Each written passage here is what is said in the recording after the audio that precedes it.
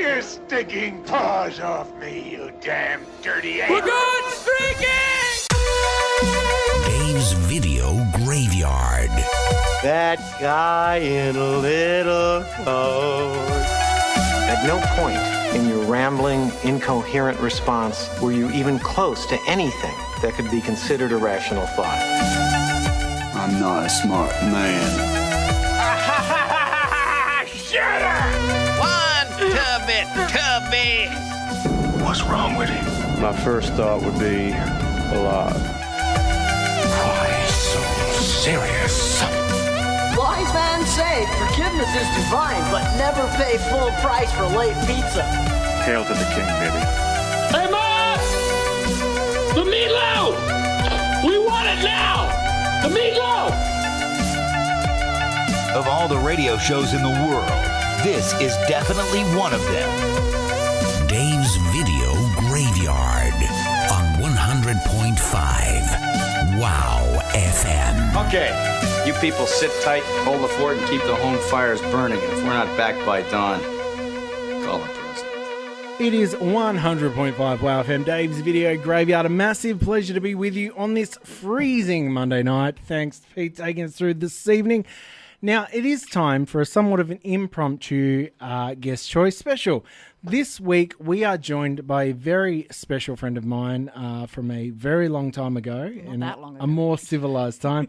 We are joined by everyone's favourite person, Harmony Nicholas. How are you? God, Dave, what an introduction. I am good. I am freezing my tits off, but, Yes. you know, I'm quite comfy here in this lovely little office. Looking very well. Now, Thank you.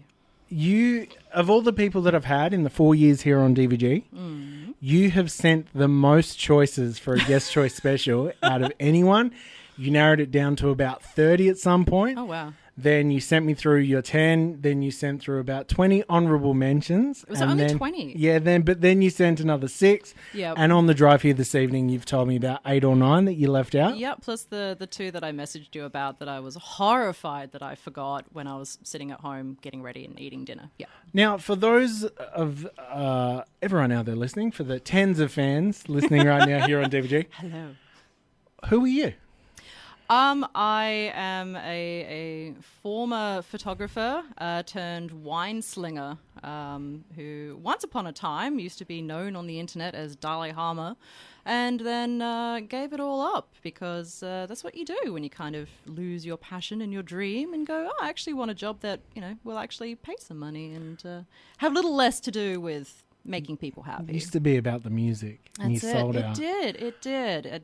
I wish I'd sold out. I would have actually made a decent living. Now, one notable thing that happened during your career, you did an amazing portrait piece that actually got stolen on the internet and sold as a clothing item that ended up, of all places, on the Jersey Shore. It did. It was also in a very popular clothing shop, one of which was in Adelaide, which I won't name. But yes, no, I actually got sent a photograph of one of the members of Jersey Shore wearing said T-shirt, and I just thought, well, this is probably the height of fame for me, but can't benefit from it because didn't get any money or anything out of it, really. So, yeah, it was that sort of moment where you just go, you got to laugh. It would have been a double-edged sword because obviously your work's getting out there and it's been seen by millions of people. But nobody knows it's also, who it is. It's like someone breaking balls than just stealing it and selling it on a shirt. I would have been impressed by that, at least. So, yeah. Now, you've given it all up now. I have. Do you have those moments where you're like, well, obviously, because I think photography doesn't have the platform it had in the days of MySpace and like a lot of the, you know, the Tumblrs of the world and stuff like that. Yeah, it's everywhere now. It's heavily saturated. I know. So do you ever see something and just go, oh, that is like particularly professional stuff when it comes to photography and just go, that is a sin. Like, how is that making money? So many times. But on the flip side of it, there are so many people that are out there now that I just think, how the hell did you do this? This is incredible. Like, there's something that was really toxic about being a photographer like 10, 15 years ago, where you had to feel like you had to be better than everybody else, and it was always a competition. And now you can actually sit back and go, you know what, you're freaking brilliant, and I applaud you, and I support you, and I don't have these horrible feelings of I must crush you. So, you know, it's a nice change. What are your thoughts on the rise of filters? Oh, you mean like Instagram Yeah. filters? Oh, it's hilarious. It's taking away so many editors' jobs, but they're doing such a bad job of it. I really loved, there was about 2 months on Snapchat where they had the filters where it didn't have to tell people if you're using a filter. Yeah. And then suddenly you get all these influencers and they'd send like out a group snap and you click on it and it would tell you like the 10 different filters that they're using to look, you know, it's beauty skin and de-blemish. And it's crazy, especially the ones that you see on like people on Instagram in China, and you can see the videos where their faces are going yes. bloop, bloop, bloop, bloop, bloop, and you're thinking, how do you think that anyone is buying this? It's amazing. It's the old school version of where you'd see like a model or something standing taking a selfie. Yeah. And they've used the warp tool, but not taking into account the bed behind them. So the bed head has a massive warp in it where their curves are. Crazy, because that used to take ages to edit back out if you were trying to like make a client happy about their shape. And now they're just like, yep, here it is. Here's my giant ass. And it's like, cool, except the wall doesn't do that in reality. Light switches aren't shaped like boomerangs. No, it's this, I don't know. It's like they have this tunnel vision when it comes to looking at the shape of how they want to look. And then everything behind it just sort of fades away into some sort of wacky Willy Wonka nightmare. So, yeah. And in your version of growing up, you left photography behind and you became a wino. Yeah. Well, I mean, I was a wino when I was a photographer, but now I'm actually doing it professionally. Yeah. Now it's a job. Now it's a job. And you don't have to leave the car park. No, exactly. I don't need a brown paper bag because, you know, you want to promote the label. I kind of stumbled into it because my partner Patrick is studying winemaking, so he's doing viticulture at Adelaide Uni. And we were trying to find him a job. And then I went, you know what? I like wine. I want to work in wine. And I applied for the first job that popped up and I got it. And I've been there for 3 years. So working with an auction house. And it's great. It's the biggest downside, though, is that I can no longer walk into a Dan's or a BWS and get a cask of Stanley. Oh, you can't have a cheapie. I can't do a cheapie because I'm that wanker who's just gone, nah, I can't deal with that headache. I got to buy something that's like $30 or up because I now know what it's supposed to taste like. And it sucks, man. It sucks. You know, it's so expensive. I'm somewhat glad I sold my shares in Fruit Alexia now that I know that you've gone away. Now, how hard was it? Because we've asked you to come up with your 10 favourite films of all time. How hard was it really? Oh, my God. I think I laughed at you, and then I think I asked you to name your favourite child because it's that hard. And then you did, and I thought, well, okay, fair enough. I came up with 50, I think, last night, and then I came up with another 10. And I think at one point at 5 a.m. I woke up and went, oh my God, how did I forget that? And then added that one to the list. So I had dreams of adding movies. You did one of the biggest, what I consider a faux pas because I'm a grumpy old man, but I'm still young enough to be computer illiterate. However, you sent me a photo of a list instead of a list in text form. And I was like, you're the worst kind of people. I'm old. Because anytime I have to copy paste this anywhere, it's just a picture. I know, I was at work. I couldn't be bothered typing it out. My sister's brother-in-law, if that makes sense, my wife's brother-in-law, should I say, same thing, Broken Hill. So technically your brother-in-law? Yeah, but I like to call it brother-in-law. Twice removed? He likes to send long links to like news stories and conspiracies and stuff as a screenshot of the the bar of thing. Yeah. We're talking, like infowars.com/ZZ12$6. I'm not that bad, surely. And it's just like, do you really think you're going to win an argument with links that's a photo of links? Well, at least he didn't print it off and give it That to would you. be pretty funny. Or put it on a t-shirt. That would be even better. Well, because that's like our parents' generation. Instead of memes, they had bumper stickers. Yes. And they had to like buy them to show anyone. Or little buttons, like little pins and badges and stuff. Yes. Yeah, no, Dad actually used to have a t-shirt that I genuinely wish that he still had, which was apparently fluorescent pink, and it said LSD for lunch brunch. And I'm like, that's brilliant. And he wore it when he was like in his 20s. And I'm like, yes, please, God, bring it That back. explains a lot about you. You've met my dad. I know, he's awesome. Anyway, tonight we'll be going through Harmony's 10 favourite films of all time. We're going to kick off with a little bit of music and come back with the quiz. This is 100.5 Wow FM. Looks like you're keeping your bod pretty tight. You looking pretty good yourself? Well, every day's a workout when you got to carry around a 20-pound python in your jeans. You and your dick comments. It's fun to say them. It's fun to hear them. That's why I say them. And that's why I listen. All the movies, none of the knowledge. This is Dave's Video Graveyard on 100.5 Wow FM.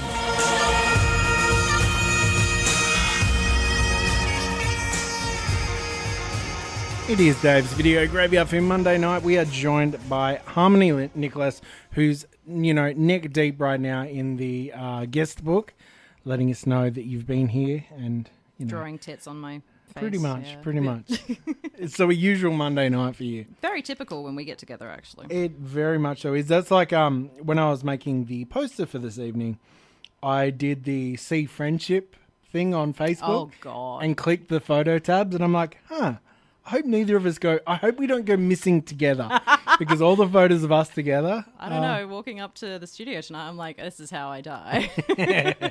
It is a lovely place down here. It's in beautiful. It's lovely. Yep. This is the High Fidelity quiz, named for High Fidelity here on Wow FM. I stole this quiz from Shannon. Shout out to Shannon. Everyone should check him out every Sunday night at 8 p.m. here on Wow FM.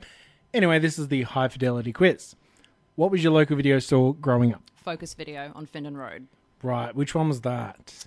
So I don't even know what it is anymore, but that became a Video Easy, didn't it? Right down near Chemist Kingy area. No, not Grange Road. That was a Blockbuster. But that was Flinders Park Blockbuster. I think reckon. so. Yeah. But Findon Road.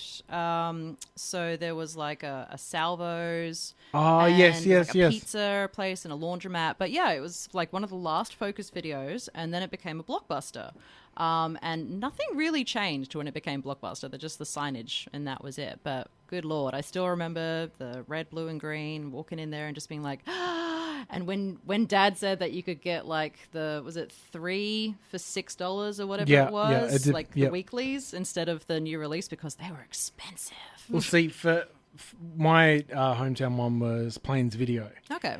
And they had they had one overnight and 2 weeklies was the deal for a certain amount on weekends. Good. Yeah. And so Mum and Dad always got the overnight and me and my sister got a weekly each. Yeah. And that always made us happy. And anyway, I spent years petitioning to be allowed to get the overnight one because I was falling behind. All my friends were seeing these new movies and I had to watch whatever Mum and Dad picked. Fair. So finally they gave in around 1994-ish. Okay. And I was allowed to hire Time Cop. Oh, God. And I don't know how well you know the movie, but about 20 minutes in, there's a fully explicit sex scene in it. And that was the last time for a very long time. But I have a vivid memory of sitting with my mum and dad watching that scene. So, yeah, it's all good memories here. I was going to say that probably went into the spank bank. Yep. All right, pretend you're 10 years old. Yep. You wish. I look like it right now. What is your favourite TV show? Favourite TV show as a child was always Young Ones. Yeah. Always. I grew up with a lot of British comedy because of my dad, so I didn't really know anything about Neighbours or Home and Away or Country Practice or any of that crap. So, did you get into, what is it, Comic Strip Presents, was it Bad News? Which was the guys from Young not Ones. the 9 o'clock news. But... No, it was Bad News. That was it was kind of like Spinal Tap, but it was the cast of Young Ones. Really? No, Yeah. I never heard of it. It aired the same time as the Young Ones, but on a different station. Oh my God. So I believe Ben Elton worked on Young Ones, and someone else, I think Rowan Atkinson wrote for the other show. Like it was one of those things where if you got everyone from Bad News and the Young Ones, I'm going to write this down. Yeah, it was like a who's who of British comedy. That's crazy. You had like early day, like obviously we said like Ben Elton on Young Ones and stuff, Alexi Sale, things like that. Yes. I still to this day can watch non-stop Young Ones and still feel like it's the first time I've seen it. Oh, it's brilliant. I'm so sad they only did 2 seasons, and of course, when Rick Mail died, I was in mourning for a week. It was my first crush, which explains a lot. But yeah, no, I was obsessed with that show, and the comedy holds up because it does. My kids especially are under still Thatcherism, but you know, my kids are still obsessed with it. They love the likes of Drop Dead Fred. Oh, We recently yes. revisited Guest House Paradiso. Oh God, and it is still chef's kiss. It is a good time. That's the problem. Like, you want me to pick 10 favorite movies? You've got to give me like a year because there's so many from childhood. Like Drop Dead Fred, I adored. So yeah, that's another one I missed out on. 10-year-old Harm Manley. What is her favorite ice cream? I actually had to really struggle with this one because there is a particular vanilla ice cream that I cannot find anymore, and I have a feeling it's Streets. Streets Dixie Cup. You're the second person who said that. It wasn't in a cup. It was in the Calm tub. down. Calm down. No, Take your breath. I can still remember what it tastes like, but it's the richest, butteriest, just most amazing, and I can't find it. But other than that, like, probably you get the Neapolitan and then you eat everything except for the vanilla. So the strawberry and the chocolate. But yeah.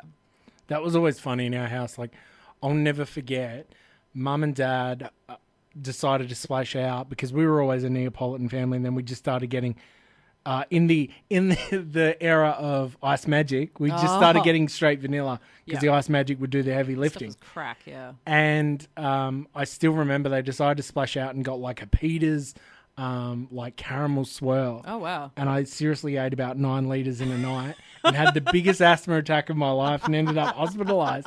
And they couldn't. The doctor's like, "Oh, we got to figure out the trigger." And Mum and Dad's like, "Oh, his room was warm." And like they went through all the like other thing. Got home from the hospital a couple of days later, and they're like, "Where's all the ice cream?" I'm like, "I don't know. I was busy working out. I don't know." What was 10-year-old Harmony's favorite junk food?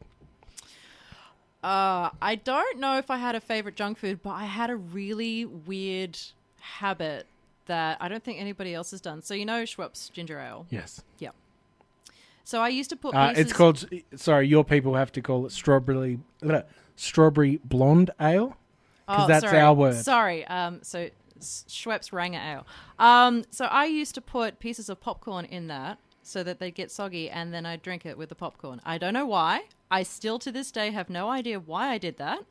I think there was something wrong with me. That's so gross. It's so gross. I can't convince myself to. But it's like, you know, my favorite snack when I was younger was literally just you put a box of cornflakes in front of me with some Vegemite and some butter, and I would butter each individual cornflake with Vegemite. I'm an only child, by the way, so there was a very easy way to keep me entertained. It's just give me food. Did you have a sibling that left when they saw the crap that you ate?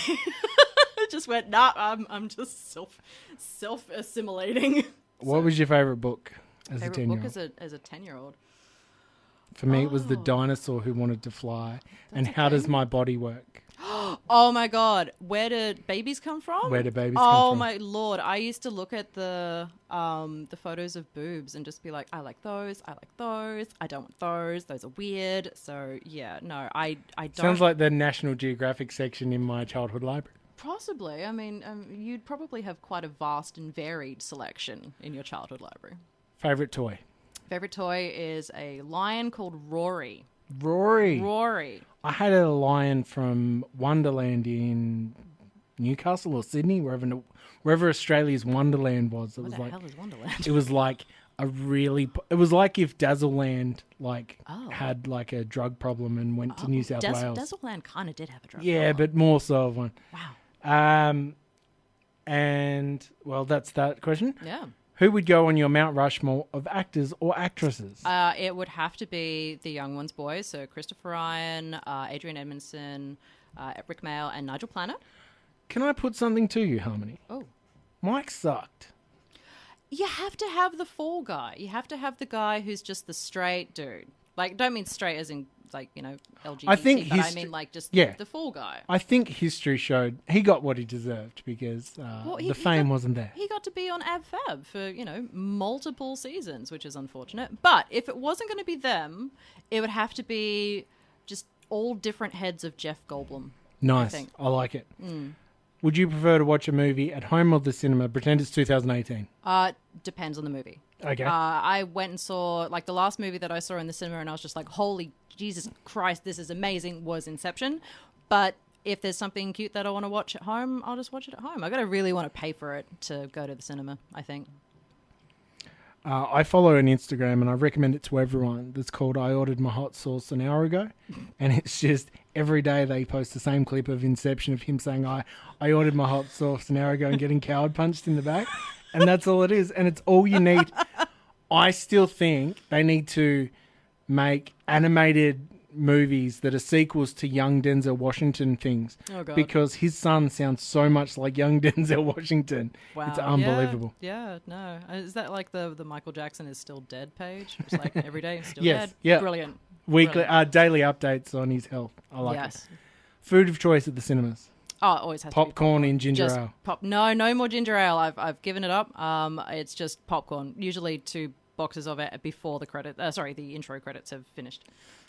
We're not saying what you're doing with them, but name an actor or an actress you'd like to spend the night with. Now this one was tough because I've always been like madly in love with John Cusack and Ewan McGregor. So if we're going to be, R-rated, those two. But Specifically a time. Give me a specific era. Oh, God. Well, Ewan McGregor... Clearly it's Hot Tub Time Machine era. Oh, I love that John movie. Cusack. It's so dumb.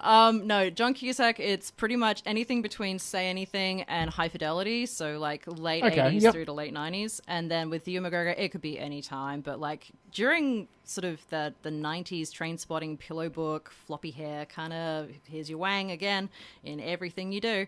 Absolutely, 100%. But now, I still would. It's Ewan McGregor. I mean, Come on. Which film that didn't get a sequel deserves one? I think Say Anything would be a pretty good sequel. Otherwise, I did have some others. It'd be like Deadpool 2 where he holds up the digital thing. Yes. Otherwise, if Bowie was still alive, Labyrinth. I would have loved to have seen like her older and, there's some fan fiction out there, I'm sure, of that kind of scenario. That would have been nice. Nice. Who would play you in your biopic? Well, I mean, we were having the conversation about Kate Fisher, but I would love Jennifer Coolidge or Janine Lindemulder. That would be great. But I'm not blonde anymore, so I can't do anything about that. But if we're doing like... What about the Crypt Keeper? Well, I was going to say, if we're being diverse, we could do like a Kate Blanchett, Bob Dylan thing. I'd go Jason Mewes. Oh, nice. Yeah, because I love him. And you love pie, so it all feeds into each other. Wow. Wait, what? Which movie freaked you out as a kid? Watership Down. Traumatized an entire generation. How often I find that in op shops, and my wife Anita is still to this day sick of me showing, look, it's G-rated. It's rated G. Look, they did it to us as kids. Screw our kids up. Yeah, no. That is a Atreyu never-ending story level trauma. I still love that movie, though. I'll still watch that movie. I will not watch Watership Down. Even the intro with the black spirit rabbit, I'm like hiding under the bed going, no. Movie or show from your childhood that you would reboot? Probably Beavis and Butthead. Nice. It's happening. Is what? Yep, Mike Judge has got it happening. Wait, does that mean that Dari is coming back too? I just hope that they do modern day music video critiques like they did on MTV. That would be good. Anything music. There'd be so much. There'd be so much to pick from. Oh, I'd love it. Name one famous person you'd like to hit with a hammer. Oh, just one. The entire Kardashians I'd like to, drive off a cliff. Lately I'd like to hit Marilyn Manson because I'm genuinely disappointed in that person. So, yeah, we all know why. But, yeah. If you could add your favorite fictional character to any film, what would it be and who would you choose? This was a tricky one. I would actually like to see Tim Curry as Frankenfurter in Breakfast at Tiffany's. Wow. As Holly Golightly. What a movie. What a movie. Or you could do David Bowie as King Jareth, but in Crocodile Dundee, and just call it Crotch Dundee. I like it. I'm 100% for it. That sounds fantastic. There's a bit of a Bowie theme, yeah. And the final question, I just closed out of the app, so there is no final question. Oh, God. How many movies would you watch in a week? Oh, God. Probably maybe 10 to 15.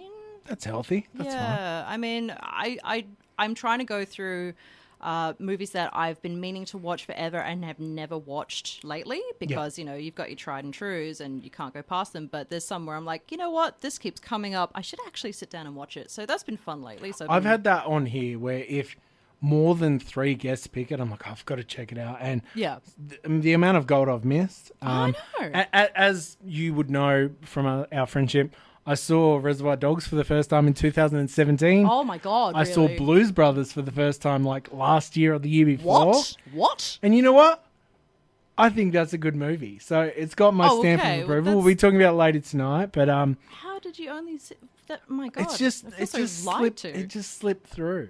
And I only saw Goonies last year, but anyway. Goonies, you can these take a all leave. happen.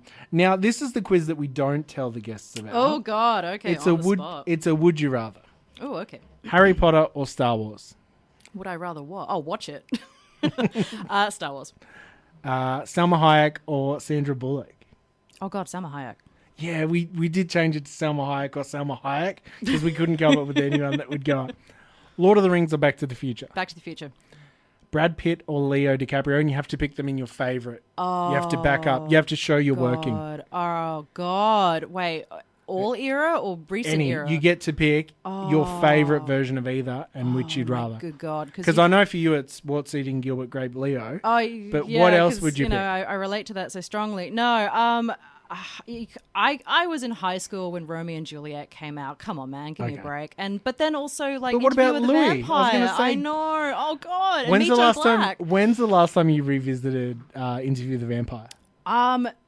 Probably a lot longer ago than I should have. As much as we grow up thinking Lestat is just the biggest douche in that movie, Yeah. rewatching it, Brad Pitt is the most insufferable emo for that entire movie. Such a little He's bitch. such a He's drama such queen. A bitch. That- Kirsten Dunst like just makes the whole. I know, rewatching it, you go, She's so wow, good. I don't like anyone. And the only No. person I like is Cordelia, which is Claudia. Sorry. Yeah, but no, Cordelia. oh God, I need to go back and rewatch that and just maybe I don't. Maybe it just needs to live forever in like So golden. you're gonna pick Baz Glitterfart Lerman's Leo DiCaprio from Romeo plus Juliet. I'm gonna have to, yeah. If you get a chance and you're falling down a YouTube hole, I recommend going and watching Jamie Kennedy talking about all his movies. Oh, because he yes. was he was in it. Yeah. So that's pretty funny. Brilliant. Shawshank Redemption or Stand By Me? I already know the answer to this one. Shawshank Redemption. Nice. Even though there's a young Cusack in Stand By Me. Hey, there's Kiefer Sutherland in Stand By Me. There is. Yeah, so I was more into Kiefer at that stage, but no, I was just like, I get it, you're friends. It's the boys' version of Now and Then. But yeah, it's just It really is. Yeah, it is. But Edward no. Scissorhands on Nightmare Before Christmas. Oh, Edward Scissorhands. I was madly in love with Johnny Depp in that, and then explains why I love Robert Smith. So yeah. Nice. Yeah. Johnny Depp or Gene Wilder? To do what with? It's a question to answer. As a better actor, Gene Wilder. Nice. 100%. Young Frankenstein is brilliant. It's more so a Wonka thing, but... Oh no, you that can go movie where you scared want. the hell out of me. Arnold Schwarzenegger or Sylvester Stallone? Oh, Schwarzenegger. The Witches or Matilda? I hate Matilda.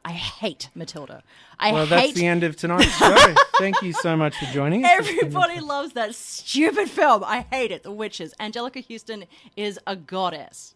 How dare you? I know. It's an unpopular opinion. The Lost Boys or Interview the Vampire? You know what? For watchability, Lost Boys. And the soundtrack, Batman or Spider-Man? Batman. Nice. Deadpool or Harley Quinn? Deadpool. Good answer. This one, you could be going home. Oh, God, I nearly did. This is like Millionaire Hot Seat. It's 10-cent hot seat. Ready? Yep. Aggro or Cheese TV? Aggro.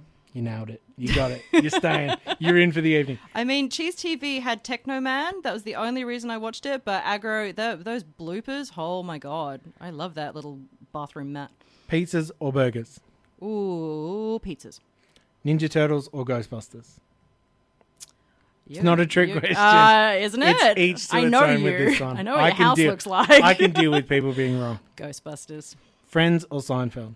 Oh, God, I hate them both. Good, that's fine. Seinfeld, because of Elaine. I love Elaine. And the very final question, if you could make the entire world watch one movie once, what would you do? How would you use your power? Oh, God. Would it be something off your list this evening, or would you punish them? Would you make them all watch Watership Down? No. I the first movie that came to mind was movie 43 because I just want them to watch the sequence with Kieran Culkin and Emma Stone in the supermarket where it's just like, he was a wizard. Like, I love that so much. They just need to see that because that needs to be a movie. I think the Anna Faris and Chris Pratt. I love it's before he was famous as well. And it's when they were married. And it's just so like, this good. is what you guys do in your private time. It's great. Pretty much. Let's get into a little bit of music before we kick off tonight's list. This is 100.5 Wow FM. Don't forget you can join in the conversation on social media, whether it be Facebook, Instagram, Twitter, or even send us a snail mail letter and tell us where we're wrong. This is 100.5 Wow FM. Once upon a time warp, deep in outer space, there lived the most sinister villain in the universe, Dark Helmet.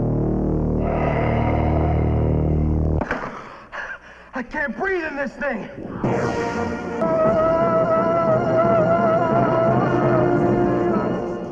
A star pilot for hire and his trusty sidekick must come to the rescue of a princess and save planet Druidia from the clutches of the evil Spaceballs.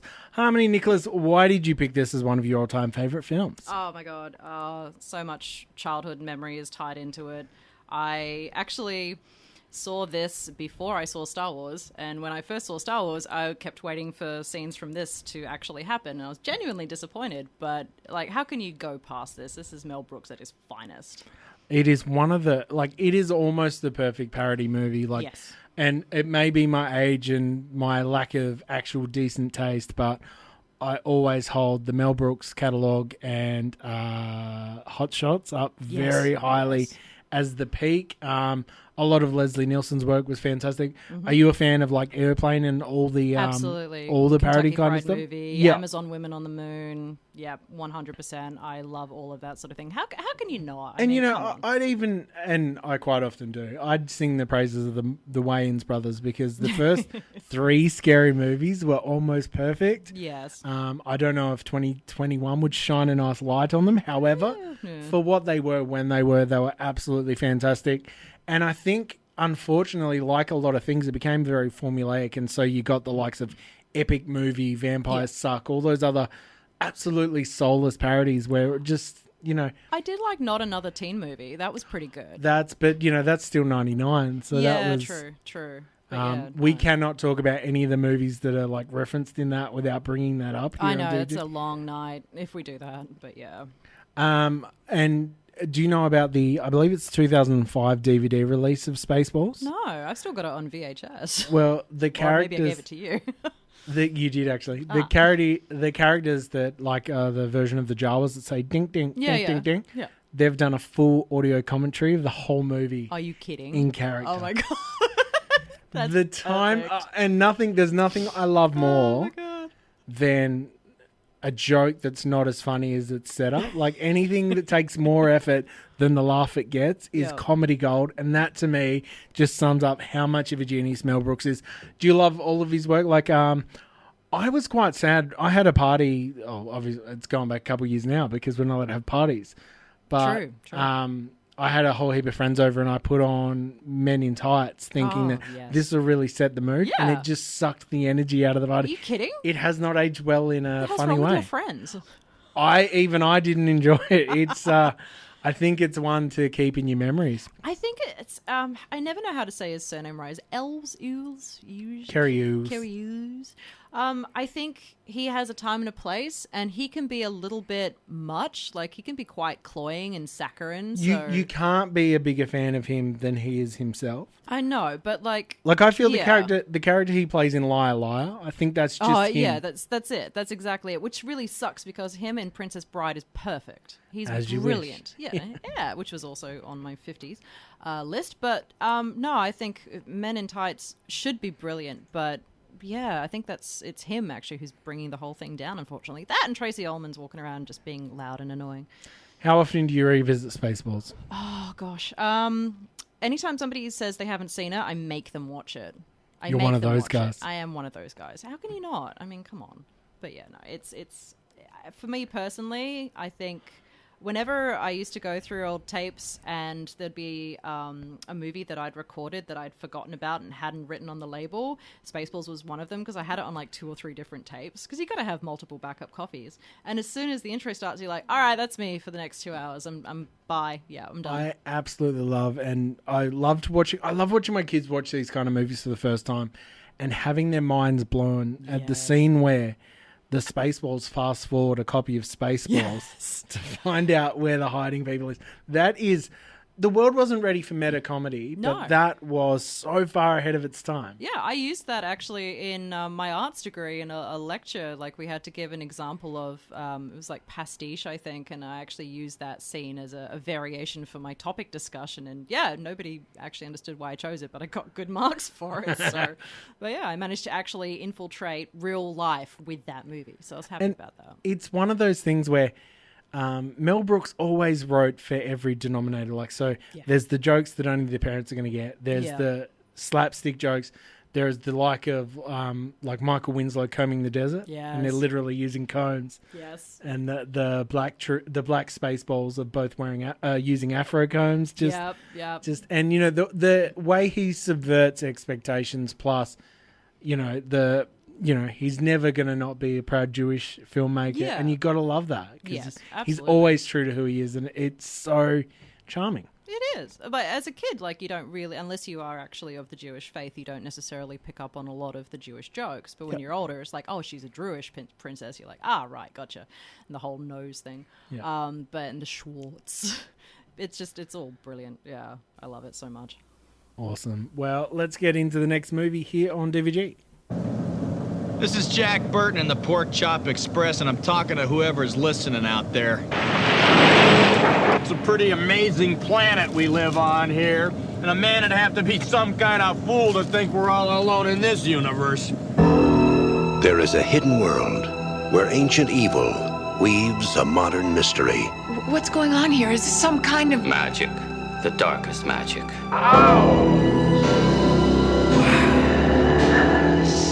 They call it Little China. Finally, we shall bring order out of chaos.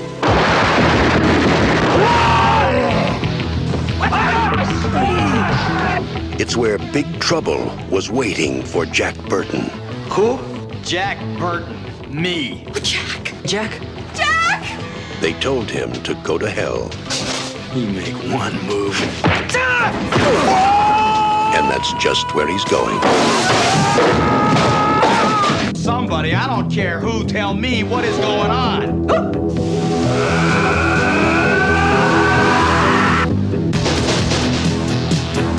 How are you going to spring us? I have no idea. It is Big Trouble in Little Chinatown, chosen by Harmony Nicholas, and I've got to say, you've chosen a movie from the world's greatest director, starring the world's greatest actor, and I've got to say, Kim Cattrall, right? She does not get enough respect for how important a role she played in the 80s. No, not at all. Big Trouble in Little China, Mannequin. Mannequin. Yes. Mannequin. No, my brain shorted for a second. That's the Anthony Quinn fan edit? No, it's like, don't say mannequin, don't say mannequin. Damn it. I do that with Harlequin. Yep. And also Police Academy. Yes. So many people forget she was in that. Yes, and Bobcat Goldthwait in Police Academy is brilliant. And Porky's. Yes. Oh, God, yes. No, I remember the first time I saw Sex and the City on TV, and I was just like, what the hell is she doing in this crap? Like, she's better than this. Yes. But yeah, no, I loved her. It took me years to realize she was wearing contacts through the whole movie. She ain't got, like, jade green eyes, but that was a bit of an unfortunate letdown. But no, her in Mannequin, it's just brilliant. She's sassy and she's fun and she bites people. I like that. This was my all-time favourite movie growing up as a kid, other than Terminator 2, another film we'll be talking about this evening. Absolutely. And I've got to say, it wasn't until the last few years I was watching a documentary on this movie, and Kurt Russell said that John Carpenter, because he originally envisioned this to be a cowboy movie, so it wasn't going to be set in modern day or anything. It was actually going to be a cowboy movie. Okay. You might not know this, but Kurt Russell spends the entire movie doing an impression of John Wayne.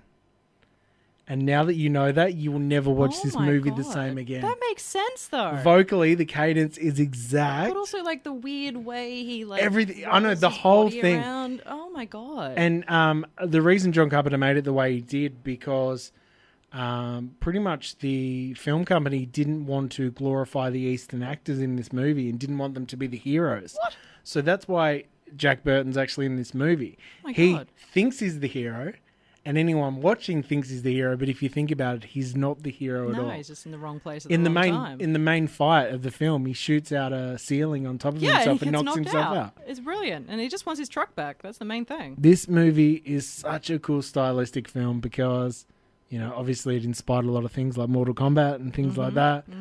I revisit this one quite often. It ages so well because of the minimal practical the minimal Special effects. you know, special effects. A lot of Literal rotoscoping, like with the Yes, lightning and stuff. Oh, I wish they went back and did lightning the way they did in I this want, Highlander. It's I good. want rotoscoping brought back Yeah. because the way they would do that, like you say, the quickening, all that kind of stuff, Yep. just it has a charm to it. It does. And I've even got to say, as much as I don't want to be a film bro, there's just something about film grain with those kind of Yes. effects. And that the just, colours yes. as well. Like, you can't get a lot of those colours on digital unless you're really pushing it. And, like, as a total wank, if you look at Kubrick and Eyes Wide Shut, that was, like, the last film that he did, but it was also one of the last films, main releases that was shot on a Kodak film stock. We were And, talking earlier tonight about Catherine Bigelow's work in Yeah. Near Dark. Yeah. And the nighttime shots, shot on film the way they were with the cinematographer from Terminator 2, Yeah. look incredible. That blue, you know, blue. just think, like, I'm so nostalgic, not especially for a certain film, but just that the wet night streets Yep. with the lights bouncing, the neons bouncing off the wet pavement and Yep. stuff, just shot in a certain way with that bluish tone to Yep, it, like 100%. you Yeah. got in Terminator 1 and 2. Yes, absolutely. It sets a scene. And also it's smart to wet the cement or the road as well because it gives you Bounces extra the light. light. Yeah, Yep. very smart. But yeah, no, I do love when you got really good film stock on a film and you can see those punchy colours. And I don't think people really appreciate the amount of lighting that goes into using film. So they would have been doing all of these action sequences and sweating balls at the same time. And this film was a financial failure at the time. Are you kidding? Nope, not at Really? all. Oh, that's so sad. No, it's a cult favourite now. And I'm going to send a shout out to our fact checker tonight, Jamie. He has said that he loves Porkies. So how good is it that got a mention this evening? I recently revisited Porkies and The Wanderers. Oh, God. And I got to say, they're both two amazing, not made in 2021, so that's fine. But I'll tell you what, they're a lot of fun. I'll have to go back and have another look. It's been a while. A lot of crime in those movies. Well, so is there in Blues Brothers, but that didn't stop you. That's it. And that's not just because of John Landis. No, Joe Landis. John Landis? John No, Landis. No, John Landis. You're John thinking- Landis. Yeah, John Landis. Yeah. The helicopter guy. Yeah, no, yeah. I and also blow my mind because obviously I didn't grow up watching the Blues Brothers. Yeah. But Steven Spielberg's in there. Is he? He's physically in the movie. Is he? Yes, he has a cameo in that movie. Oh my God. Okay. He's also in the opening of Gremlins. Is it like George Lucas? Is it Wacky World or Wally World? Yeah, yeah. Wally In World. in what was it? National Beverly Hills Lampoon. Cop 3. Was it Beverly Hills Cop or was it? Oh, Beverly Hills Cop 3. They're all blurring together in my memory. I'm just like everything is Wally World. Nice. Well, I think it's time we talk about this movie. You better get bright, pal. We got a show to do. Then we got to figure out some way to collect that gate money. Get it to the Cook County Assessor's office as soon as they open in the morning. Joliet, Jake, and Elwood Blues.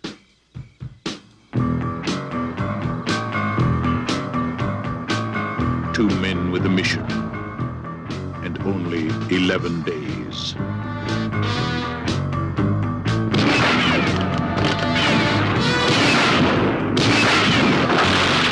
And don't come back until you've redeemed yourselves. Our Lady of Blessed Acceleration, don't fail me now.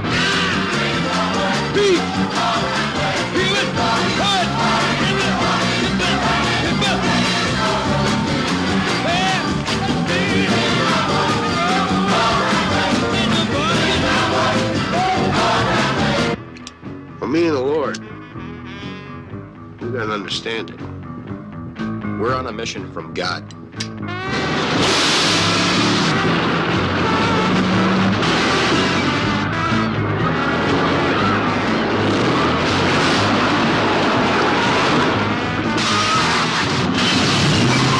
Lots of space in this mall. Raised $5,000 in 11 days without ripping off somebody.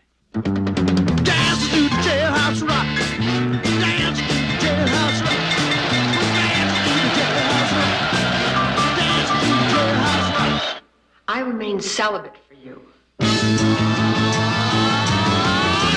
Shake, shake, shake, shake it, baby. Hit it. My heart's calculating. My true love will be waiting. My estimations are correct. It is Dave's Video Graveyard. We're talking all about a film from 1980, Harmony. Nicholas. Yeah. Harmony. That's right. I screwed up John Landis' name. You can screw up mine. From 1980. So you went and saw this at your 18th birthday for the first time? Yeah, no, absolutely. No. This came out a year before I was born. And this is one of those movies that Dad used to watch because my dad's a massive blues fan. So I grew up watching this movie. And anytime it was on TV, Dad and I would just park our butts and Mum would make us popcorn and we'd watch it because we'd have to watch it. You can't not watch Blues Brothers through. So the fact that you've only recently watched it is horrifying to me. Why is that so horrifying? But, you know, to add insult to injury, I've seen Blues Brothers 2000 hundreds of times. Hundreds. You got the wrong one. No. Why? I know, would you do I've that? got it backwards. You do. You've got to wipe that from your brain and you've got to reprogram it with the actual good stuff. And it is a good reminder of, you know, how much we've missed with not having John Belushi around. Absolutely. And, you know, you sit back and you go, I can't believe it's Dan Aykroyd. And as well with what you just showed me with Spielberg, I can't believe that was him. That's crazy. Yeah. But no, I love Belushi. I miss Belushi. I think we got the wrong Belushi who survived. Oh, amen. But, you know, bless In saying him, that, but... I would love to tell a story. Oh. Good mutual friend of ours, Ben, from Netherwell Arcade in Benjamin, Brisbane. yes. He was a guest via Zoom on a show, and we did a copycat. Brilliant. We did a copycat episode where we talked about movies that came out around the same time. So, you know, think like Armageddon, Deep Impact, Big Trouble in Little China, and The Golden Child. Like all these movies. They weren't at the same time. Yeah, they were. You're kidding. I'm not kidding. They all came out. Well, that was actually Big Trouble was rushed to come out first, or something like that. Well, it still wins. Yeah, I know. But anyway, in that episode, we were talking about Turner and Hooch. Oh, yes. And was it 9? No, what was the other one? Oh, K9. K9. I like K9, but Turner They're and both Hooch okay wins. movies, Yeah. but we talked crap about Jim Belushi, and we got a complaint. Are you kidding? The first complaint I got here on DVD Aw. was someone defending Jim Belushi, and I love that we could inspire someone That to much. complain about Jim Belushi. That's Well, I mean, to be fair, K9's the only movie that he was actually good in my opinion. That I remember him in. and it's written by J.J. Abrams of all people. Oh, God. I remember enjoying Taking Care of Business. See, I haven't revisited it. I feel like I should know that, but I've probably pushed it out of my brain and made space for more important things. Yeah. It's kind of like the story of the first Beverly Hills Cop minus the police stuff. Okay. Where he goes and pretends to be a rich person and just like So, like, lives in a trading rich guy's places. house. Yeah. Okay. But lives in a rich guy's house and uses his car and like It does lives his ring a life. bell, yeah. So I always loved that as a kid. No, I'll have to go back and have a look at that. But no, Turner and Hooch wins because you can't go past Tom Hanks. So Blues Brothers is an absolute family staple. Absolutely, can't not. There, in fact, speaking of family staple, like there was one Christmas that we had at one of my aunt's house, and we all got schnockered on champagne in the middle of the day and jumped in the pool in your clothes as you do. And then Schnockered is snorting knockers, if That's- I'm not mistaken. Absolutely. And no, also, it's- Jamie has just messaged through saying Red Heat is good, which is good. That's Belushi's partnered with Schwarzenegger. Oh God, that I need to revisit. But no, we got absolutely munted, and then Mum and Dad took me home and put me to bed, and I woke up and it was midnight and Blues Brothers had started, and I woke up and it was just like this is perfect. This is Nice. a great Christmas. It must be your equivalent of Major Payne for me. Ah. If I turn the TV on and flick through and Major Payne's at any point, Yeah. the law states that I'm not You must leaving watch until it. I watch the entire thing. Absolutely. I used to love that movie. I remember being late for a gig for Diamond Sins because I watched Major Payne instead of going to check load in. That's very appropriate for you, yeah. It's quality. Anyway, let's get back into the music. This is 100.5 hour Wow FM. But before we do that, actually, let's hear this. Otto is a man of many talents. Hey, great fish. Oh, a little squeeze of lemon, some tartar sauce. Ken is a man of few words. Tell him from me. George is the man with the plan. 13 millions, my friends. And Wanda Do you speak Italian? Molto pericolosa. is the woman they love. They all set out to commit the perfect crime. To 20 million. To a job well done. But it turned into something George moved the loot? less than perfect. Disappointed! So they turned to a lawyer named Archie Leash. Leech. George is going to tell him what the diamonds are. with Wanda as the bait. I want you to make love with me. Pop. Nothing. He's really hooked. I thought you weren't jealous. I'm not. I don't believe in jealousy. It's for the weak.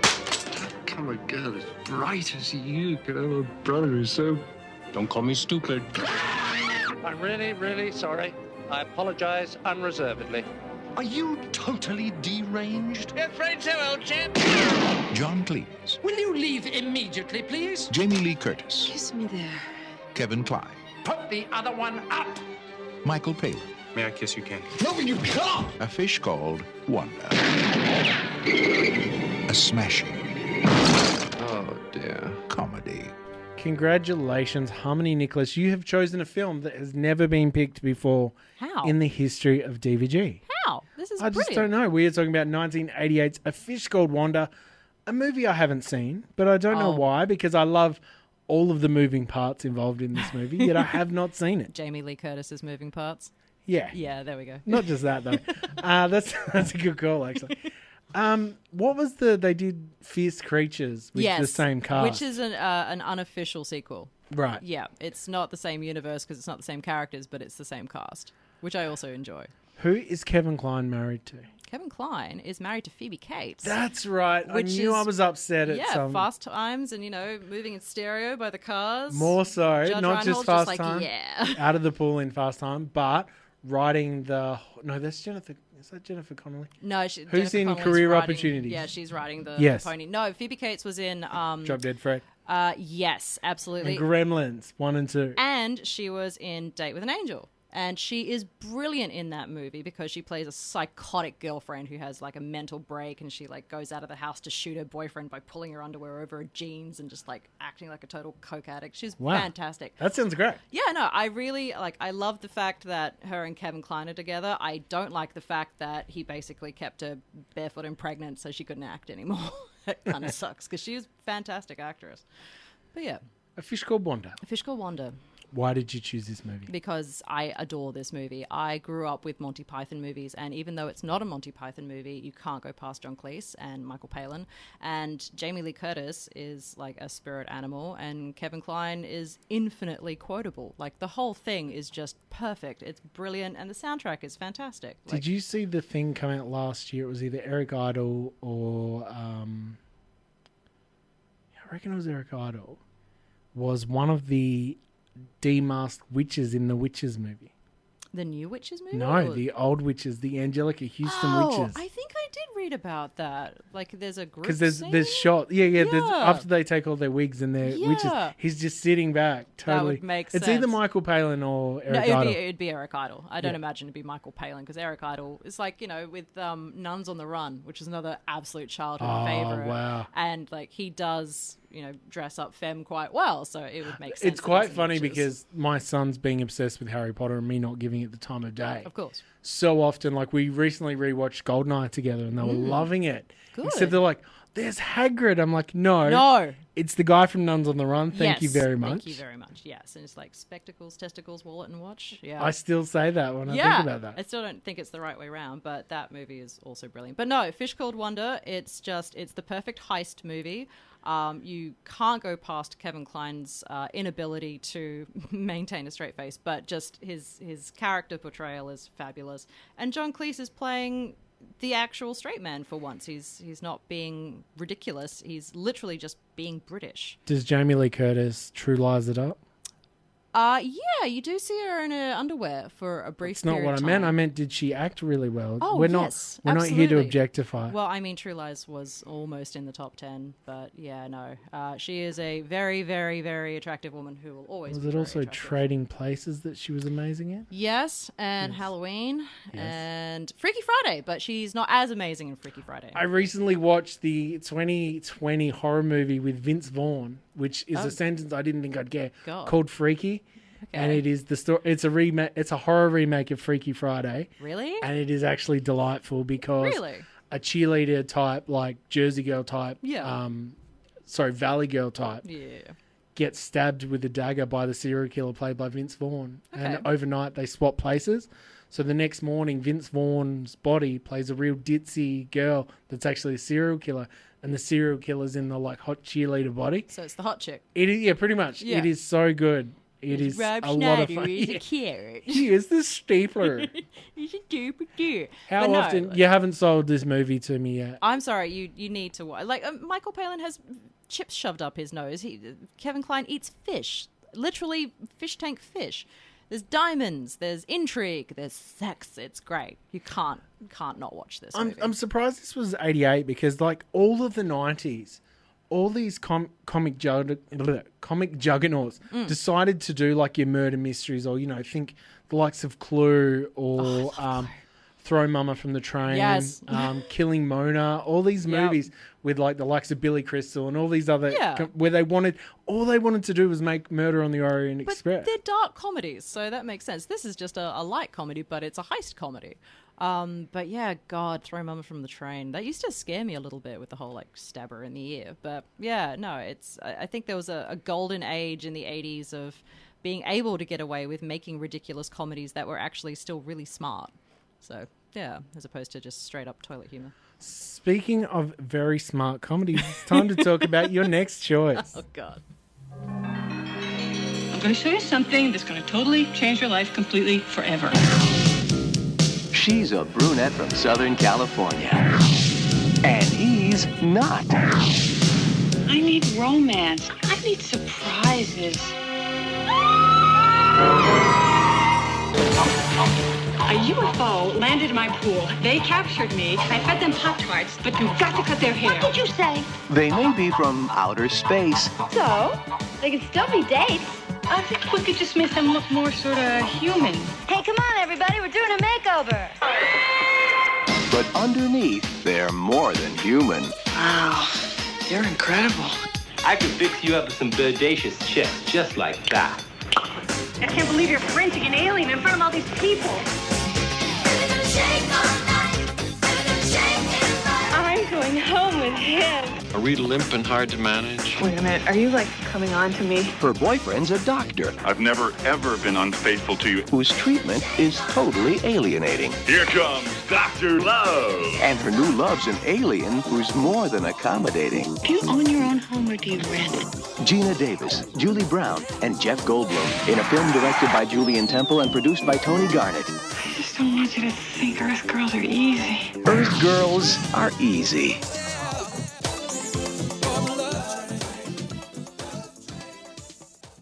We are heading back to the late 80s. It is 1988 once again, and we are talking Earth Girls Are Easy. Me and my sister saw this late one night, and it felt like the most rudest sexual movie that we shouldn't have been watching. Yeah, it does a But bit. it's one of those things as well, because it was before Jim Carrey had broken. So Yes, it was like, and Damon Wayans. And Damon Wayans. Jeff Goldblum is so ripped in this. What he's year was brilliant. The Fly? Was that after or before? No, that was before this. Because he kept that physique, because Yes, he he is did. so cut in this movie. And Gina Davis is like rail thin. Is the bad guy? It's not Tim Matheson, is it? No, as in the bad husband. Oh no, I can't remember his name. Most of the time, I just sit It's there. he always plays that character in everything he's in. Yeah, he's just a floppy head. Larry douchebag. Linville. Oh God, he even sounds like a douchebag. Yeah, it sounds like his character name. Yeah. Oh, ew. No. No, that's the dude from MASH. He plays the doctor in the movie. Ah, gotcha. Here's the two heartbeats. No. This was the movie that made me want to visit LA, because LA in the early 90s, like LA Story with Steve Martin, which is also in like one of my favorite films, and it's just plastic My Little Pony ridiculousness. And Angeline with her Corvette is still like iconic. I was about to me. brag that I had LA Story on video, but you actually gave it to me, so that's not that big of a brag. I also gave you the Angeline videotape too. You did, yes. Yeah, and then you got Julie Brown running around doing her songs throughout this, which is fantastic. Because it got a little bit more self-serious in the early 90s, so you got like the Encino Man vibe to LA. Yeah. But I still prefer the real, like Nick Cage's Valley Girl, that kind of... Yeah, it's just plastic new wave, fun. the new wave look, plastic, and everyone talked like idiots. Yep. And this is before Gina Davies had a weird-shaped face. Yes, yeah. Well, I mean, she sort of does have a weird-shaped face a bit, but it's not like Cutthroat Island kind of... I know, yeah.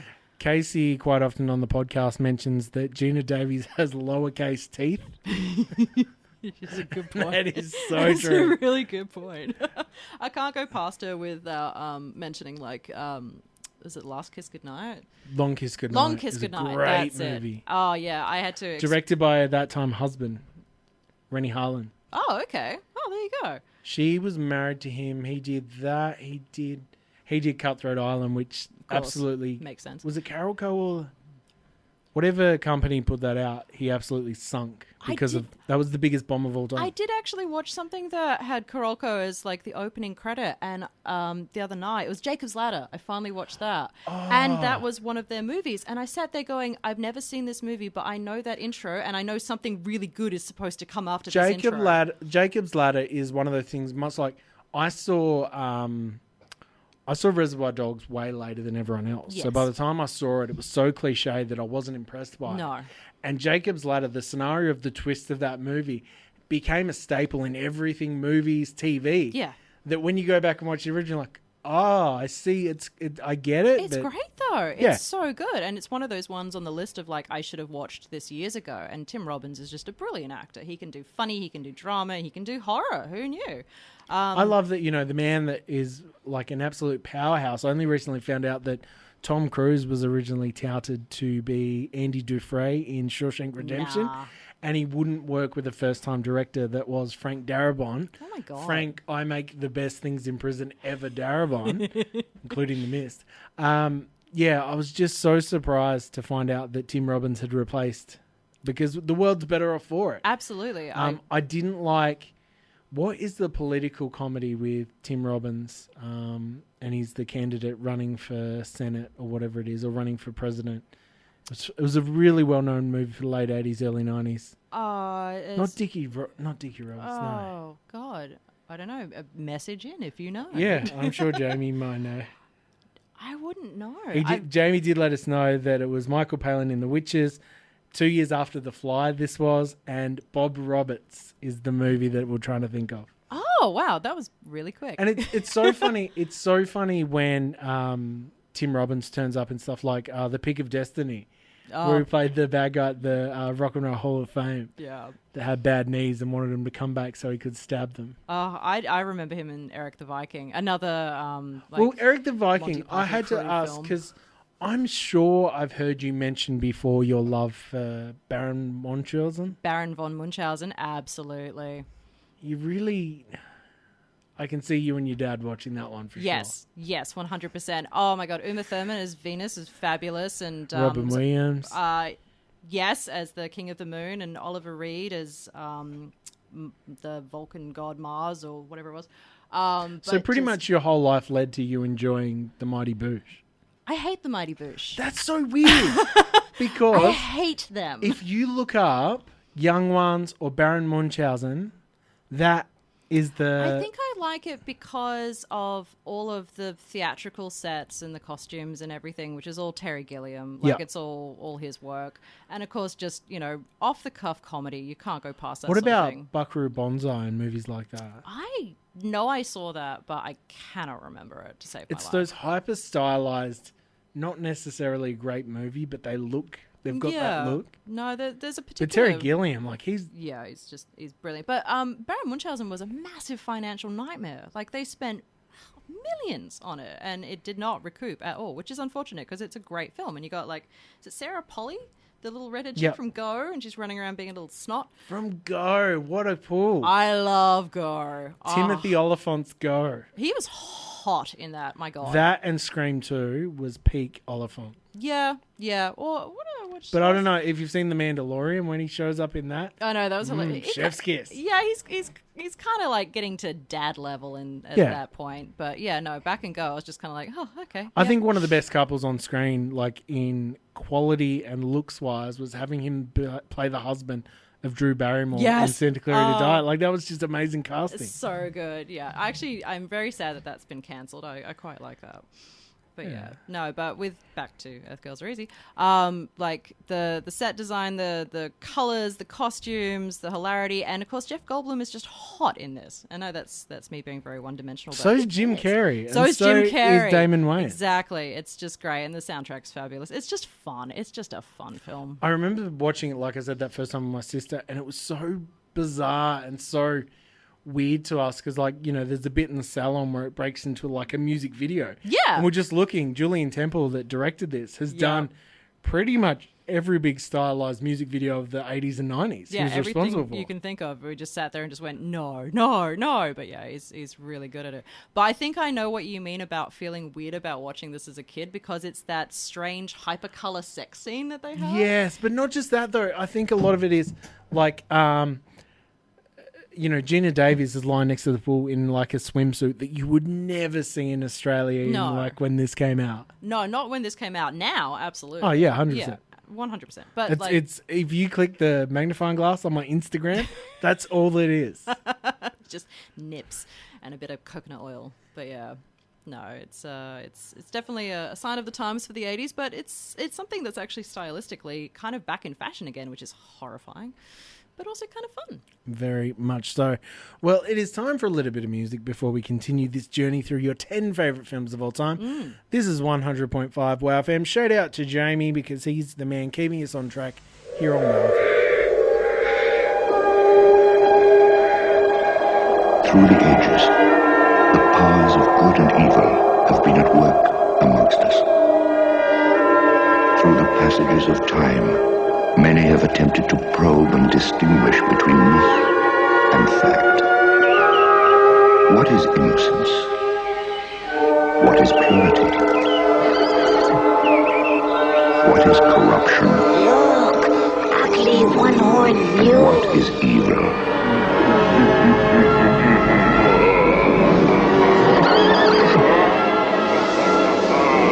We still search for the answer. The confrontation between the forces has captured the imaginations of civilization's greatest philosophers, poets, and writers. Judge her with your heart, not your eyes. Now, through the cameras of one of the most innovative filmmakers of our generation, comes a motion picture to fire the spirit, to excite the senses,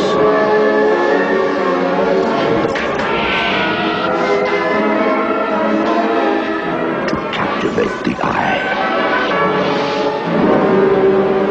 I am darkness. Ridley Scott's Legend.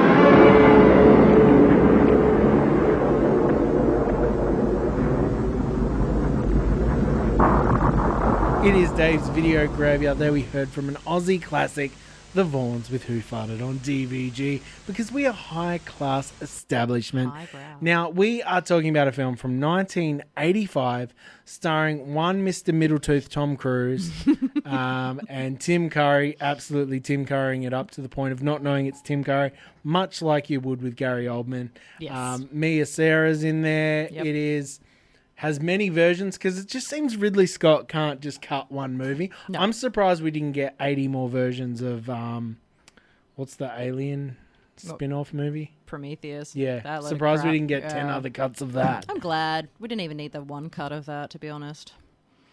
Why did you pick this movie? This is, you may notice a theme. A lot of these movies are childhood movies. This was one of those sorts of things. So this is came out when I was 4. And because of movies like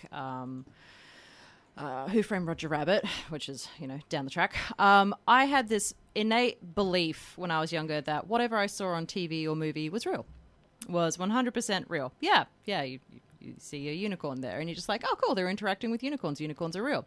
And I was, obviously a horsey girl, and everybody's a horsey girl at one point. Oh, horsey girls are the worst. I know, we're all nuts. But it's a unicorn, and it's Tim Curry as the devil, and it's Tom Cruise running around in short shorts, and it's the chick from Ferris Bueller. I once had a crush on a horsey girl in primary school, and I tried to impress her by ordering an Animorphs that had a horse on the front of it. No points. No points. You're awarded no points. No, I think you should have gone for a Fashion Star filly or Shearer's glow-in-the-dark horse or something like that. No, but were you those little toy figurine horse girls? Not the toy figurines. They always had to be like fantasy horses. They had to be Right. My Little Ponies or unicorns or Pegasus or just anything that wasn't just a normal horse. Who wants a normal horse? Yeah, no. So this movie was like The most farted on animal. Absolutely, I did see. No, this is like the ultimate, other than Labyrinth, this is like the ultimate young horsey girl movie, because who doesn't want to sit there and be like, you've got unicorns, you've got prepubescence, you've got Tim Curry, you've got a fantastic soundtrack depending on which version you watched, and it's just beautiful. It's the most beautiful thing that Ridley Scott has done film-wise in terms of like the shots alone, like when the unicorn's going down to get its horn cut off and you've just got all the cherry blossoms blowing through. It's stunning visually. The character Meg Mucklebone, the Black Witch lady, terrifying. Like it was the second scariest thing of my childhood. First being? The Dark Crystal. Yeah, I hate that movie. I still to this day won't revisit it. Everybody keeps like tagging me when the new one came out, and I was like, why? This is some trauma I don't want to revisit. It's a little Michael Jackson looking puppet and his weird side bitch. Yeah, the Skeksis are terrifying. Yeah, no. When it dies and it like vacuum falls apart in the bed, and you're like, why is this a kid's film? It's not okay. 100%. That and the fact that they're running around looking for Shard, like, come on. Sounds like Elizabeth on a weekend. A little bit. But yeah, no, with Legend, it's much nicer. But that Una bitch, that little fairy who's just like, love me. Bleh. No, I hate her. I am not a fairy person. I will say that. I'm sorry. I'm on board if you're specifically talking about Julia Roberts in Hook. Oh, God. She is the equivalent of Brad Pitt in Interview the Vampire. Yeah, but she's like that in real life. Apparently she's a nightmare. I believe so. Yeah. Have you seen that one of the Oceans movie? There's a whole scene where she plays herself and Ocean's, the character. 12. Why? I actually like Ocean's 12. Yeah, but why is that bit there? She probably wanted it in there, but also maybe Bruce Willis suggested it because he's there suddenly. For all no those reason. famous people in that movie, and no one brought up Scott Caan's like ever growing forehead. It's just like, dude, put a hat on or something. No, there's probably a clause in his contract saying do not mention it. Now, you picked a movie that came out the following year, a much superior fantasy film, in my opinion, one of the greatest musicals of all time. Yes. You chose The Labyrinth, directed by Jim Henson, Mm-hmm. but it was from the mind of George Lucas and Steven Spielberg collaborated on this one. Was it? They were producers on this one. That would make sense, actually. Yeah, Jim Henson. Did you see Hoggle went missing for years and turned up in a suitcase, in an unclaimed baggage suitcase? Yeah, looking like he'd been eaten alive. It's horrifying. 16-year-old Sarah is given 13 hours to solve a labyrinth and rescue her baby brother Toby when her wish for him to be taken away is granted by Goblin King Jareth, the Crutch himself, David Bowie as Jareth.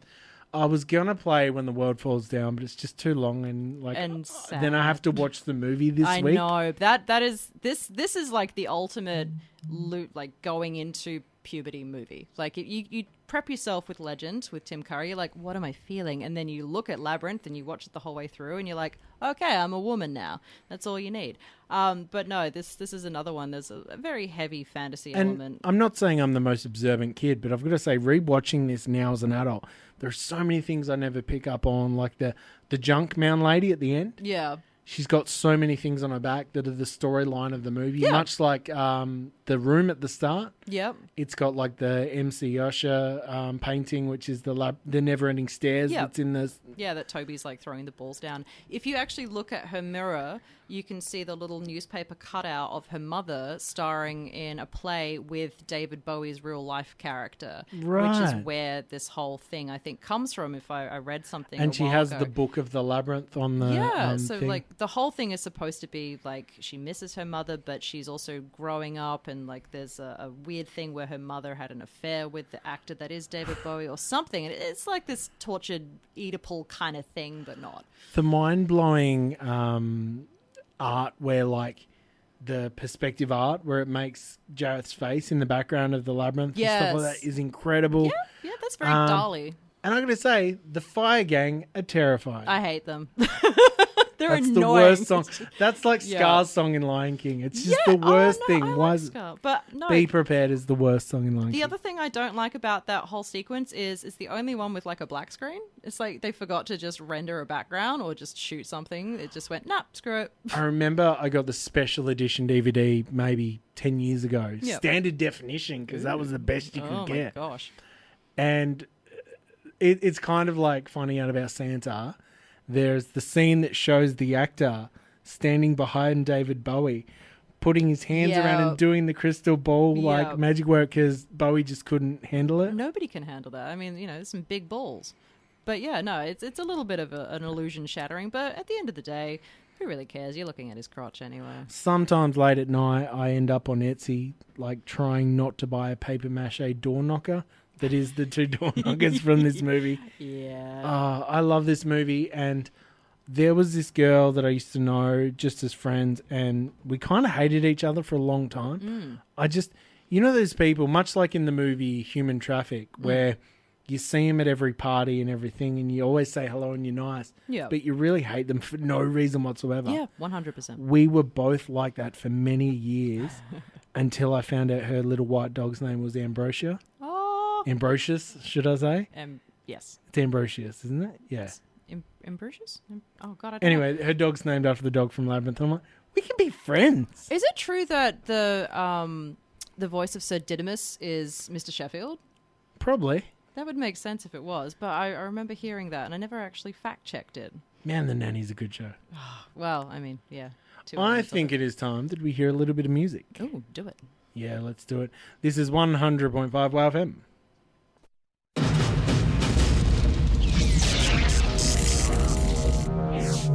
Same make. These were taken at the West Highland Police Station, 1984. You were there. Same model.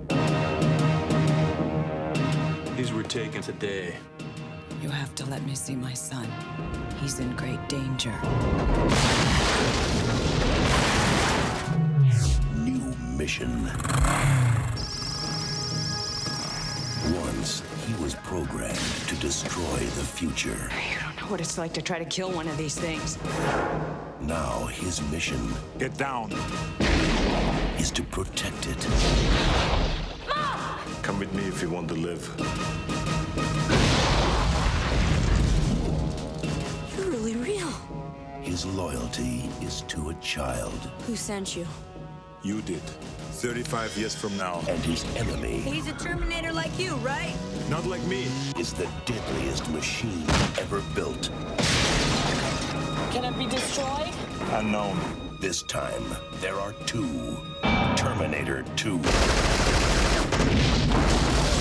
You just can't go around killing people. Why? If you thought you had seen it all, look again. Stay down! Go! Now! We gotta stick together!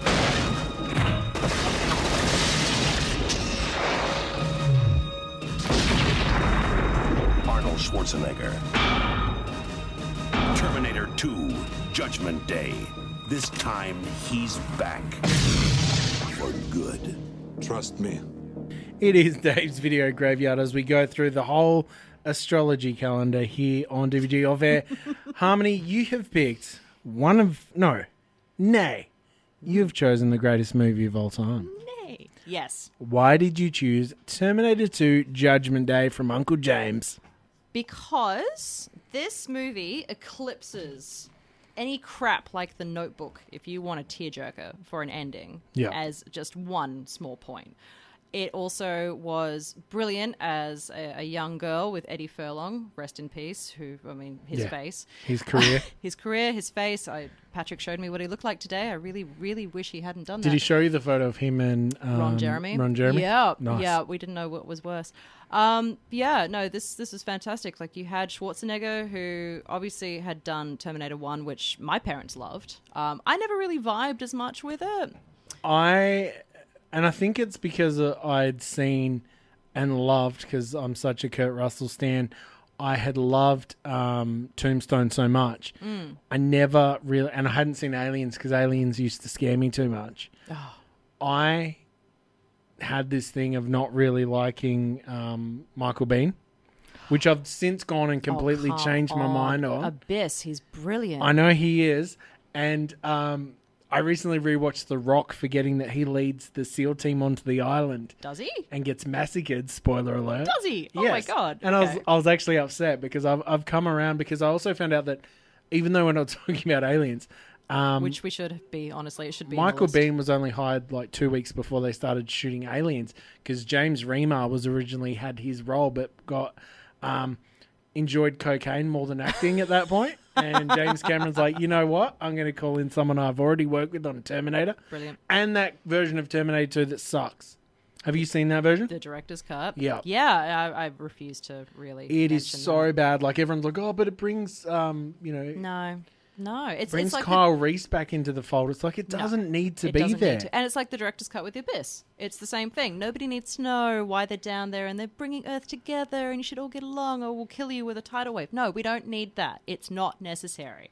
So, James Cameron doesn't need a director cut of anything. He already makes movies that are way too long. Stop making Fern Gully movies with blue people in them. Yeah, exactly. Or just, make a good bring back Fern Gully. It's a great movie. Yeah, make another Titanic, James. I don't want any more. No, don't do that. You don't like that movie? Oh my God. Do you know how many times I got dragged to the cinema to watch that crap? No. I hate Titanic. You're wrong. I know. I sat through it with a whole bladder full of cola, do you even have a reason to like Billy Zane at all then? Yes. Tales of the Crypt? No, Only You with Robert Downey Jr. and Marissa Tomei. Wow. Yeah. When you actually Back didn't to the realize Future he had 2. no hair. Is he in Back to the Future 2? He's one of Griff's gang. Is he? He is. Oh my God, that's so good. No, I like Billy Zane. I just don't love Billy Zane. I will direct you to go and watch, as much as I mansplain to you right now, go and watch Tales of the Crypt Demon Knight. He plays the demon in it, and he's Jim Carrey levels of manic and amazing, but also suave and sexy with his bald head. Okay, now see, bald doesn't really do it for me. I do like though, but I thought it was quite funny because in Titanic he's got Edward Furlong's mushroom cut. He's got brilliant hair in Titanic. It's great. It's like that blue-black of Clark Kent, but deviating away from the actual movie that is good. Yes, no, with the Terminator 2, it's a good mix of funny and action. Now, I know we've spent many a night at your home drinking and talking about this movie. Or at the Hope Inn, Yeah, but or getting shut out of pubs while they just close and let us stay there. I have this thing that I've realised over the years that the T-1000, played by Robert Patrick amazingly in this movie, he can make his own clothes out of his liquid metal. His weird skin. That's how he copies things. Yeah. Why does he come back naked? Because the Terminator has to travel with nothing on. That's the thing. Why is Robert Patrick naked when he comes back? It's because he wants to. Well, think about it. If he's walking around making clothes out of his skin, technically he's naked the whole time. It's just an illusion. Yeah, but why does he then have to kill the policeman before he has a police outfit? Maybe so he can get his weapons. But he's a stabby stab. He is a stabby stab. He's coming right for us. I don't know. Maybe because he didn't want to pay the extra money to make an R-rated film. Right. Yeah, I'm not sure. But I actually had my mind blown when I realized that his brother was the lead singer of Filter. Yeah. What? Richard Patrick, yeah. I hate Filter. Really? I like Filter. It's because Don't say it's because of the Take My Picture video. It's that, but it's more so that like they were on, because I was obsessed with the Family Values tour of '99, which was like Limp Bizkit, Korn, Ice-T, Ice Cube. It was amazing. But then the following year they did it again, and it was like Orgy, Filter were on there. And so I was like, oh, this band must be heaps heavy and heaps new metal and stuff. Yeah. Check them out. The first song I downloaded on Audio Galaxy was Take a Picture. That's not indicative of their actual music, though. Like Welcome to the Fold and One and all that sort of There thing. goes my airplane. I love that song. It's so not good. Fine. Well, you know, they're not It's relevant so anymore, if that makes you help. It's feel so bad. Bilo brand Stone Temple Pilots. Oh, my God. How dare you insult both of those in the same sentence? Get out. No. But I've learned something. I did not know that was his brother. Yeah, I think it's Richard Patrick is his name. But yeah, no, that's his brother. If you look at them, they kind of look the same. They got that weird little bird face with their little pointy nose. But no, he was Robert Patrick was genuinely terrifying. Like he was just merciless. Without saying anything. Nothing, just staring at you with his slightly weird gimpy ear. Did the amazing cameo in Wayne's World? Yes, he did. And he made an entire career off the strength of this movie. He did, and then he started doing like the serious. Have you seen Double Dragon?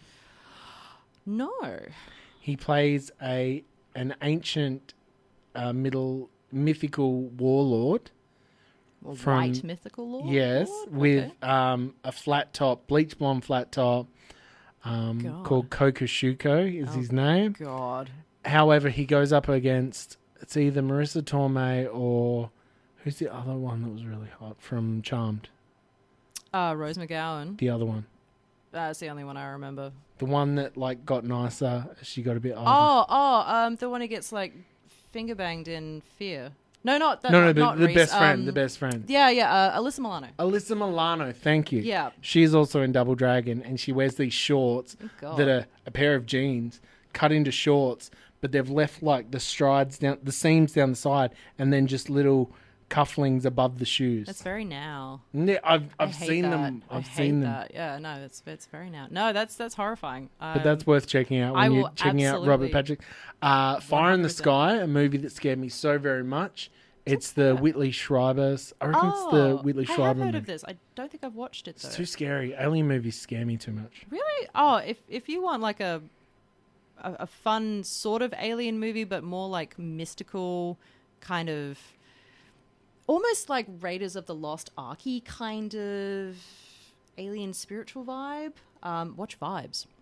Right. Yeah. I have that Lauper on video, and but I've Jeff never watched Goldblum. Jeff Goldblum in that. It's yeah. brilliant. It's they're ghost so good. hunters and alien hunters, aren't they? Well, they're kind of like they're psychics, and then old mate Warlock, Julian Sands, recruits them to go and try and do this Raiders type thing by finding this mystical pyramid or something or other. I totally forgot to mention earlier. We talked about it off air, but I need to say it on air. Sirens is now on Netflix. Yes. For fans of full frontal nudity.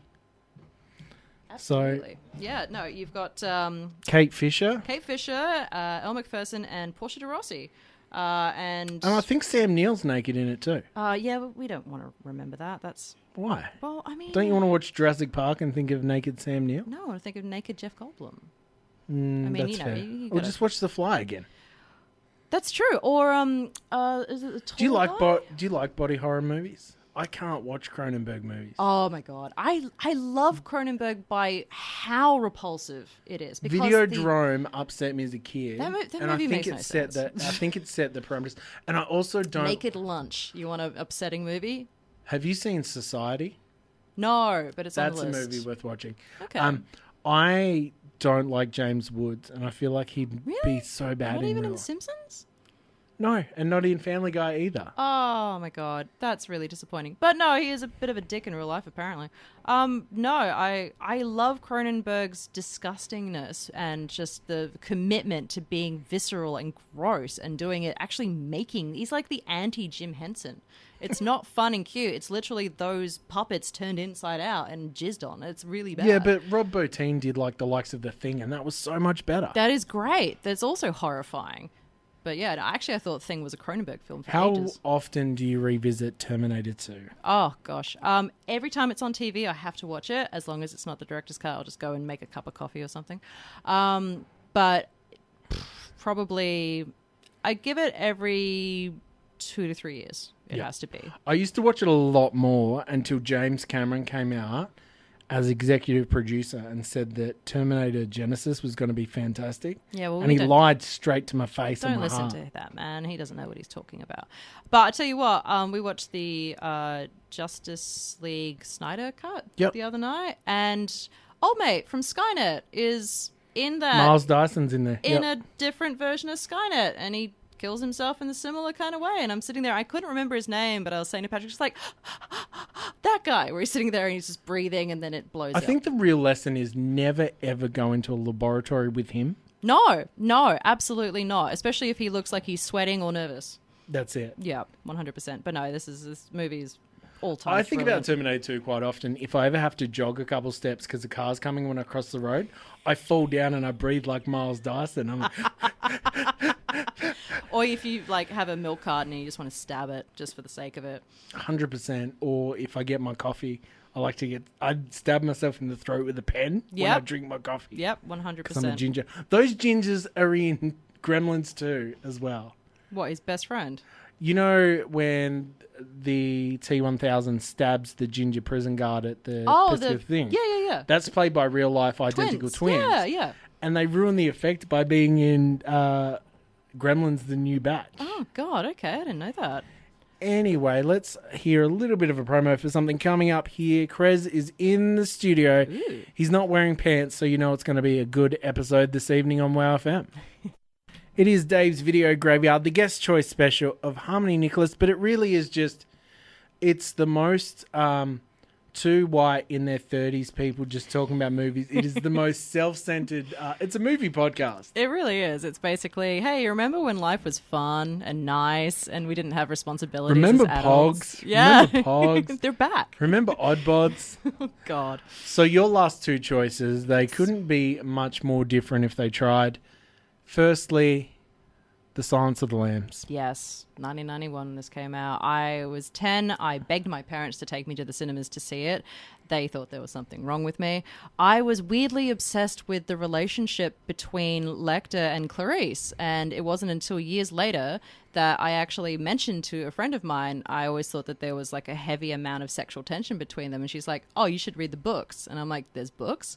And so I went and read the books, and yeah, there's a bit of a difference with the third one's ending. I think it is the one with Julianne Moore playing Clarice. Yeah. Was it Hannibal? Yeah, that ending is not the ending in the book. Because it was Manhunter, the first version, which had the chief from Super Troopers played Hannibal Lecter. Then there was Silence of the Lambs. Yep. Then there was Hannibal, which is the one where Ray Liotta eats his own brain, which is a great part of a movie. Yes. And then there is Red Dragon with Edward Norton, which is a fantastic Which movie. is excellent. But that's a remake of Manhunter. Yeah. Well, the whole thing with the last one, with the Julianne Moore one, where he lets her go or something. No, in the book they get together. She goes off with him. All right. Yeah, no, she goes off with them, and like they find them. The cops are still hunting them or something, and they find them in Italy or something crazy. But yeah, they're together, and I'm That's thinking kind of hinted at in Hannibal, though. It is, but like, as in he goes to retire in Italy. Yeah, but like you don't know that she goes with him, and I was sitting there just going, yes, it actually Did happened. you ever watch the Mads Spoilers. Mikkelsen TV show? Yes. Is it amazing? First couple seasons were beautiful, and then it just kind of fell off the rails, and you stopped caring after a while. I want to see his new movie where he just gets drunk every day. Yeah. Actually, that looks really good. do you game at all? No. All right, so he's in Unless Uno counts. Ugh, God, no. He's in Death Stranding with old mate Norman Reedus, and he's brilliant in that. So that's a Hideo Kojima. Norman Reedus has a baby in that and Metal Arms or something. He kind of. I've just seen promo stuff. Yeah, of it. it's called BB. It's like a bridge between a different world and that world. And there's a character called Mama, and she is Andie MacDowell's daughter, who plays the little flirty fish in Once Upon a Time in Hollywood, who lures Brad Pitt into the camp. So yeah, if you ever like feel like sitting Flirty down Fish, you know your I know my your cults. cult history. Yeah. No, it's a brilliant game, and Mads Mikkelsen's a brilliant actor, and so is Norman Reedus, actually. But yeah, 100%. Nice. And your final movie this evening won an Oscar for special effects. I hope so. We are talking about Death Becomes Her, a Death movie that Becomes Her. that's criminally underrepresented on this show.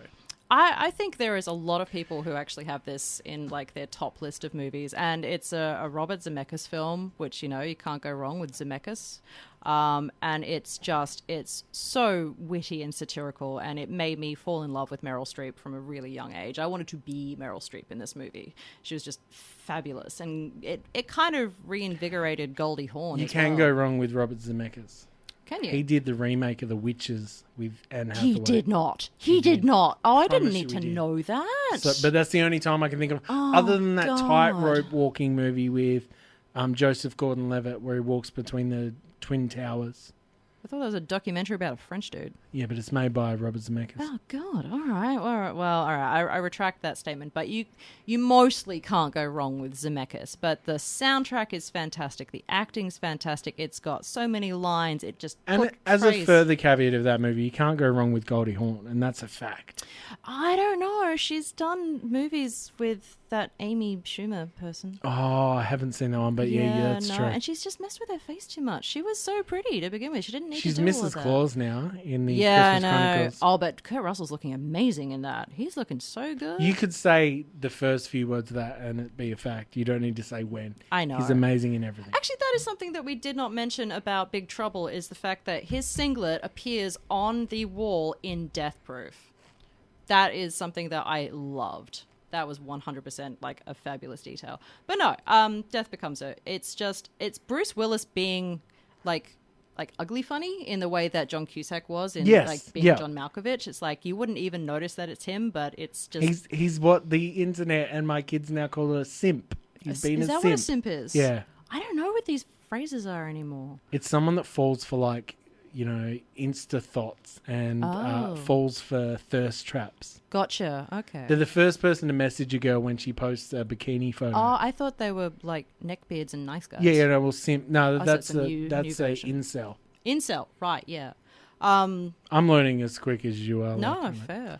The other thing I've got to absolutely mention is the gloriousness that is Isabella Rossellini in this film. Oh, my goodness. She's absolute goals, like 100%. I think this is also my favorite role of Meryl Streep as well. Yeah, no, she's fantastic in this. Like, she's got the blonde hair, boobs go all perky again. She snaps her neck, and she's sassy and funny. And why do I got to carry the big bag? You got the tiny itty bitty bag. Yeah, no, whole thing. They essentially win the story because it ends up that finally the man loses. Yeah, he loses, but they all end up smushed at the bottom of stairs. So that's it. Believe it or not, we are out of time. Harmony, thank you know. so much for joining us. Oh, thank you for listening to me ramble on. And you'll have to come back to do your next 6, 10 top 10s. Oh, do I have time for a shout out for the Universal logo, 75th anniversary? And it came out in 1990, and every time you saw that come on at midnight on like Channel 7, you knew that the next thing that was going to come was the diddly diddly from Back to the Future 3, because that was the premiere of that logo. I love that intro. It gives me the goosebumps every time. Awesome. Harmony, thank you so much for joining us. Dave, you're welcome. It is time for the Emerald Tower coming up very shortly. This is 100.5 WOW FM. Woohoo.